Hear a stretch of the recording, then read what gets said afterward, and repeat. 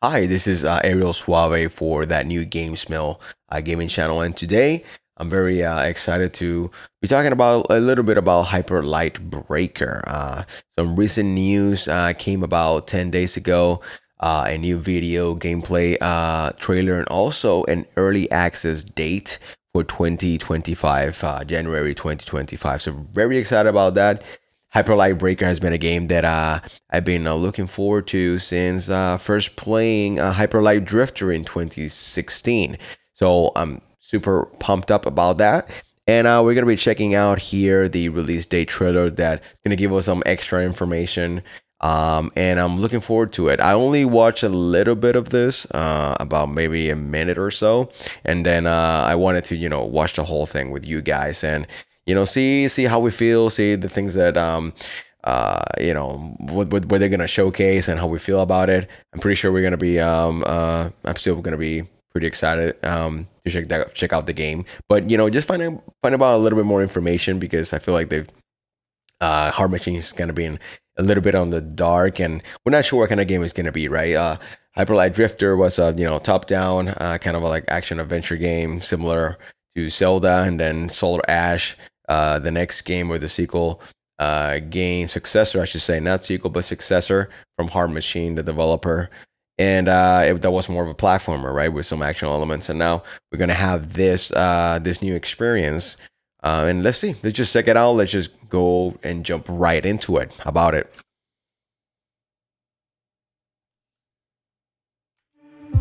Hi everyone, Michael Clark, lead producer for Hyper Light Breaker here, and on behalf of all of us at Heart Machine, we're thrilled to officially announce Hyper Light Breaker is launching on Steam Early Access in January 2025. Looks very crispy. I like it. Very We've been colorful. hard at work on making Breaker the best it can be before it enters Early Access, and we want to thank all of you for your patience and support over the years that's helped us get to this point.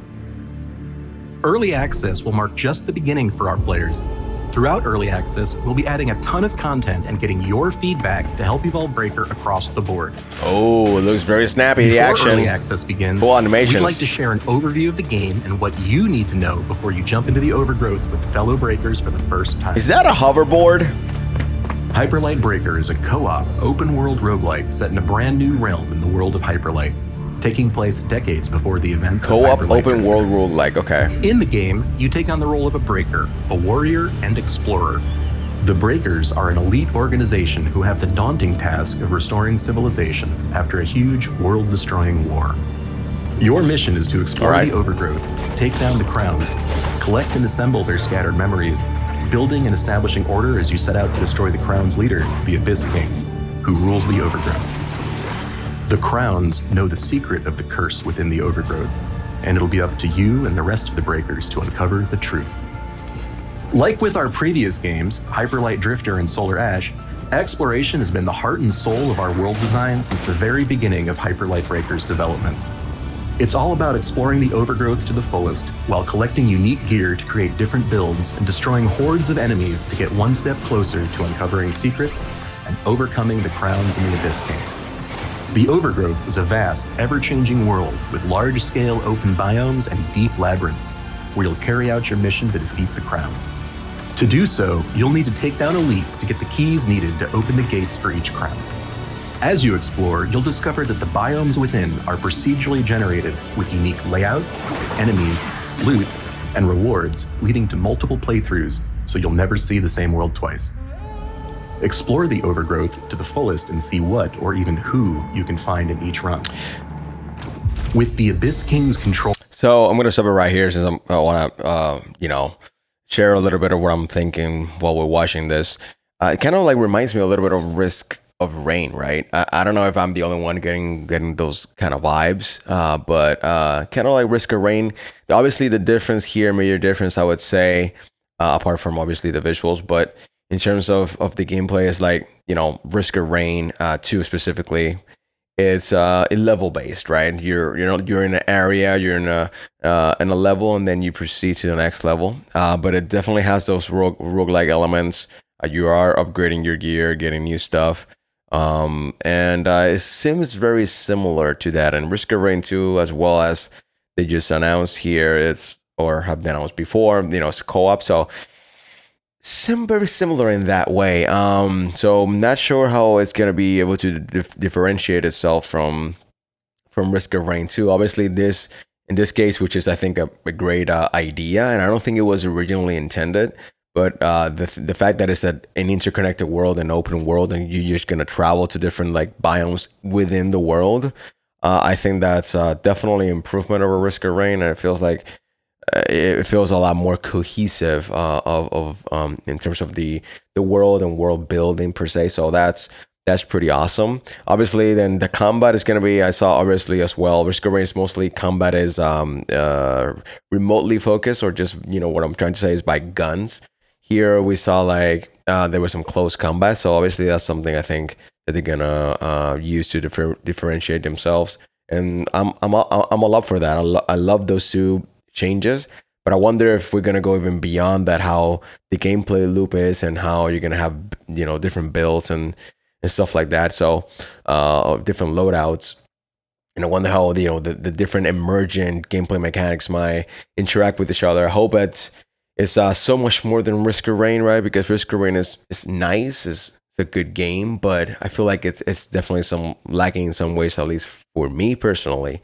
So yeah. With the Overgrowth, prepare to face hordes of deadly enemies and brutal, challenging bosses who won't go down without a fight. To survive in combat, you'll need strategy and reflexes to take down the enemies. Rushing in and button mashing will only get you so far. To make it out alive, you need to strategically use your arsenal to your advantage. So that's cool. Obviously, skill-based combat, over button smashing and or hack and slash, kind of like an approach, skill-based approach, the Souls game approach, I think is always very nice and important, but something that we've obviously have seen before with roguelite. So it's not that surprising, right? Or unsurprising. But good thing nonetheless, I'm liking everything that I'm hearing. Be on the defensive as you quickly dodge or parry attacks, while also being quick to attack when the time is right. When the going gets tough as you're clinging on to your last health kit, or if you're ready to head back to base to drop off gear you've picked up before taking on a crown fight, you can decide whether or not to go back to the Cursed Outpost. But be warned, once you start the process of teleporting back, you'll need to do whatever it takes to survive and make it back to base in one piece. Once you're back at the base, you can prepare for your next run again, return to the Overgrowth to take on one of the crowns. Crown fights are challenging, yet fun, and will put your combat skills to the ultimate test. Dro, the female Wolven warrior here, clearly doesn't give you much breathing room. To stand a chance against her, you'll need to be quick on your feet and find the right time to strike.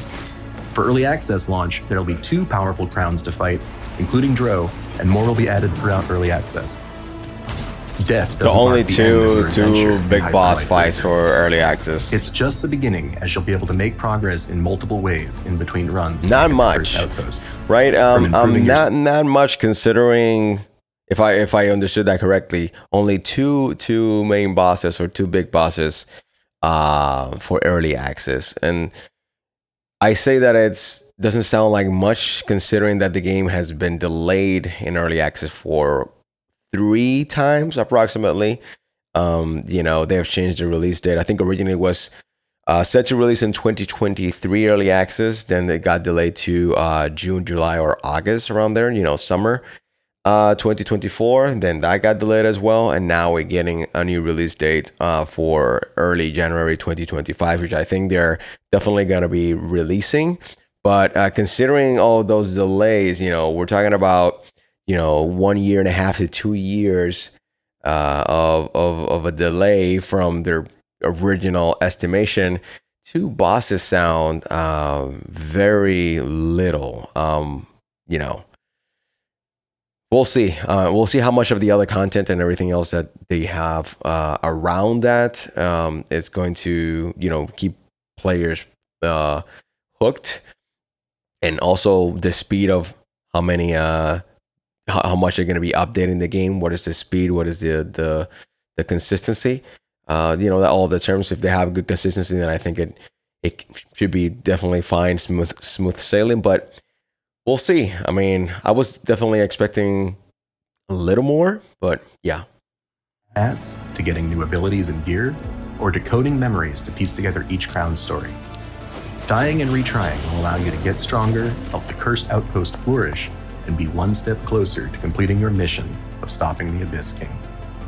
Along with this, the Overgrowth will completely reset, so you'll be able to explore a new version of it with biomes that have changed from the last cycle. Prepare to never see the same world twice as you'll collect, explore, and destroy in Hyper Light Breaker. Early access launch will be just the beginning for Hyper Light Breaker, as it will evolve and be shaped by you all, our amazing community. We've mentioned we already have some content plans in mind, including adding more breakers, crowns, gear, and more, but we'll be getting your feedback on what else you'd like to see. We want you to be part of the game's development journey, so we hope you join us in the Overgrowth, and will be with us every step of the way when Hyper Light Breaker launches in Steam Early Access on January 14th, 2025.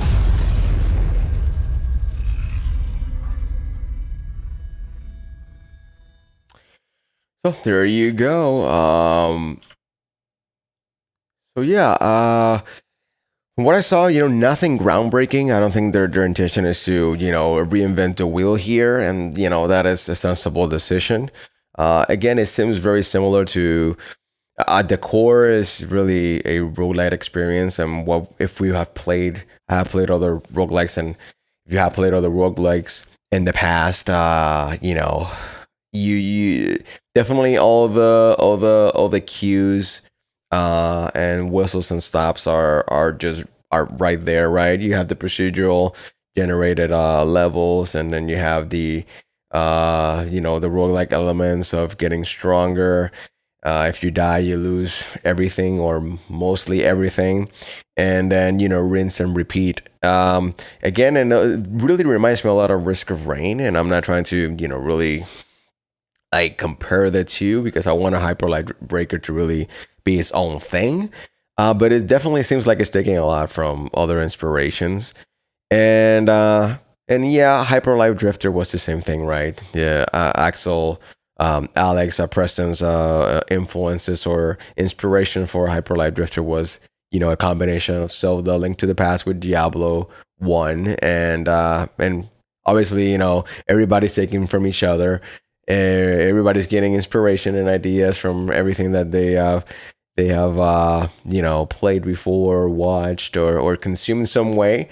I'm not taking that away from Hyper Light Breaker, but I was, I think, expecting something a little bit different, especially again what I think it's. I don't know if it's if I'm feeling a little bit like the wait for the game since it was originally announced has been so long, where at least has felt that way, that what they're showing and what they're gonna release for early access doesn't. I don't know if it's really warranted. It looks pretty. The game looks very pretty. The animations and the fluidity of everything looks very nice. We'll have to get our hands on and to get more information once we get the early access hands on there, and really test it and give it a proper test drive and see what it's all about. And I don't mean to sound negative with the things I'm saying. I really want this game to succeed, and I'm sure it's going to have its fan base, and it's going to be well received, I guess. Right now, thinking about a little bit of the mixed reception of Hyper Light Drift, and also kind of the mixed reception of Solar Ash, even though those were mostly favorable reception, but there was still some voiced